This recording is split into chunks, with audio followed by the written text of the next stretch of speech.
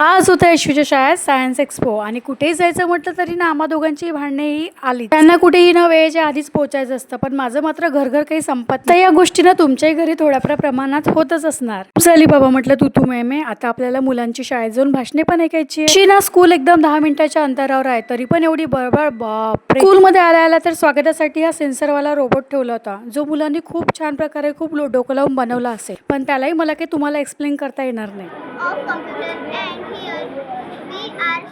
ऐकली ना तुम्ही यशवीची इंग्लिश? आता तेवढं तर मला काही समजत नाही, फक्त मी हू म्हणायचं काम केलं. मला तर खरी एक्साइटमेंट या ईव्हीएम मशीनची होती, कारण ती कशी काय काम करते आपल्याला पण माहित पाहिजे ना. त्याने तर खूप छान असं समजावून सांगितलं आणि छान अशी वोटिंग करून ना इंक पण लावून घेतली. या राजाचा कॉन्फिडन्स लेवल बघा, स्वतःच एक्सप्लेन करू आणि स्वतःच मस्त हसतो. बाहेर तर ऊन इतकं वाढलाय की सर्वांची नजर उन्हात पहिले या उसाच्या रसावरच असते. पण इथे पण नाही, या पोरीला स्वतःच करायचं होतं. म्हटलं कर बाई, तू एका ग्लासचे 2, म्हणजे तो ज्यूसवाला तुझ्याकडून 20 रुपये आणखी एक्स्ट्रा घेईल. तर मग व्हिडिओला लाईक आणि चॅनलला सबस्क्राईब करायला विसरू नका. बाय.